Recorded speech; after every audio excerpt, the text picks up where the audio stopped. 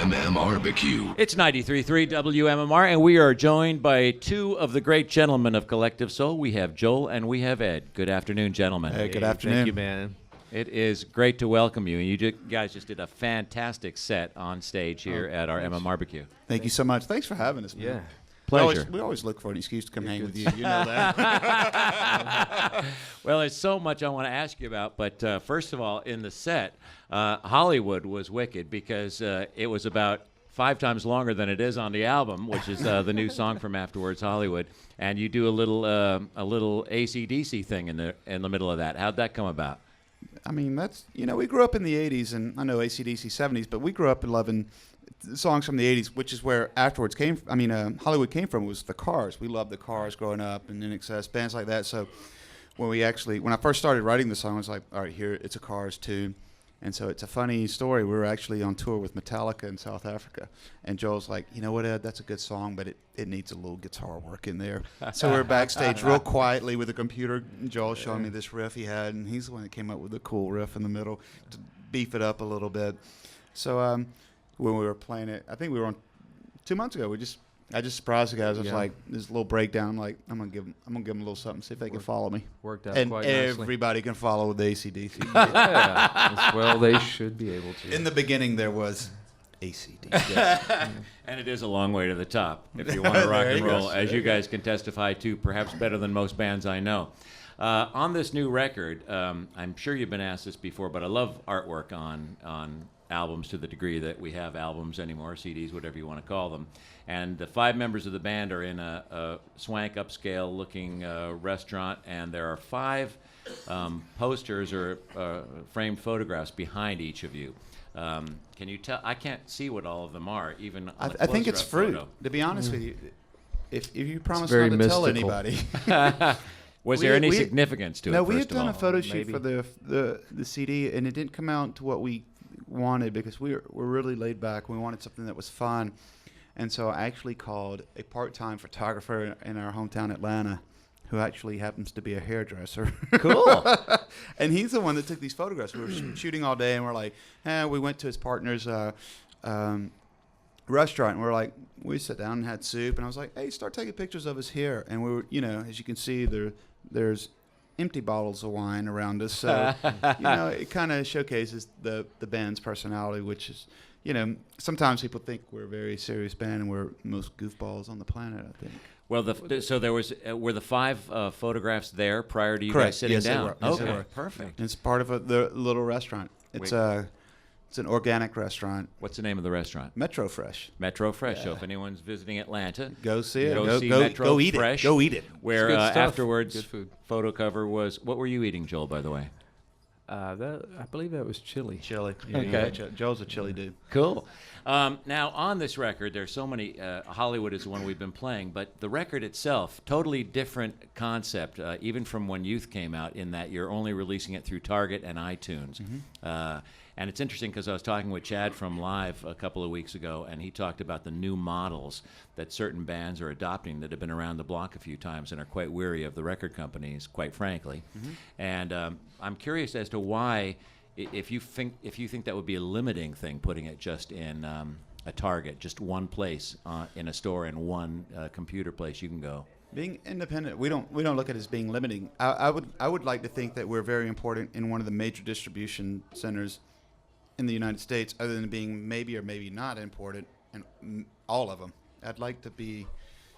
It's more of a streamlining kind of concept. I Same think, thing, yeah. I think more than And the other thing is we're urban, so I got 2 Targets around me. Every time I'm home, I got to go take my son to get the newest game. So I'm in a Target, so I'm like, oh, this makes perfect sense. This is where I shop. I would buy a CD here. That's so cool, and it's working, isn't it? So far, so good. They've accepted us in their family, and they've been very supportive. And it's a unique way of doing business now. I think the Eagles are going to do it on their next release. Yeah, I've heard that. Yeah. I actually know of underground 3 other major bands that are going to do it also, but I don't want to say anything because I shouldn't know about it. But it may be the new way of doing business. Well, I think it's on your website. You thank fans for, first of all, sticking with you, but also point out that when you buy this record, you're helping to change the music industry. And how do you mean that exactly? because I don't think there's a rule. There's no rule to rock and roll, even in songwriting, even in business. I mean, it's the most unorthodox world to me in general. So when you talk about songs, when you talk about rock and roll, there are no rules. So when you go, okay, we can accept a band doing this in this term, excuse me, then we can accept new bands doing it if they want to release it just through MySpace or whatever. There's the internet, and I use that as an example, opens up so many avenues for young bands to be heard. Right. And I do that we streamline all the time. What's it called? The buffer. Streaming the buffer. What is that? To hear new bands when you're on the internet and you do an iTunes and you do the little tree. You keep going here to hear this band. If you like this band, you'll like this band. It's very educational to me as a music lover to see I like this kind of music. Where do they get their influence from, or what are the other listeners that buy this? What are they listening to? And I just think it's such an open avenue, and it's not so one-dimensional. I think it's so multidimensional now. Well, I mean, the way to get music and who influences who or what listeners are listening to. Right. You've said you like OK Go, for example, and they got their break by coming up with that very creative video on the internet of the guys That's a great dancing, example. Yeah, choreographed on the treadmill, and that broke not through any record company, but through and to be honest, it didn't break through radio. It broke through like them going, okay, we're going to do this our way right here and visually and then people see it visually, which I've always said visual is just another avenue of hearing it, your audio. You're hearing it through your ears. Nobody's going to watch a video and go, that video's cool, but that music's horrible. They don't turn the volume down to watch MTV or VH1. They're still listening. The last thing is, I just have to give it up to you. You've not followed the rules or particularly because you had a bumpy time with the record industry, and you've charted your own path, and it's working for you, and that has to feel good. It feels great, and hopefully other bands, if it's right for them, will follow it also. But you haven't given up. There's a lot of bands that are watching us. Well, and paying attention to that, and I think you're going to see a lot more of what we started in the record industry. I really believe that. The future, what do you think?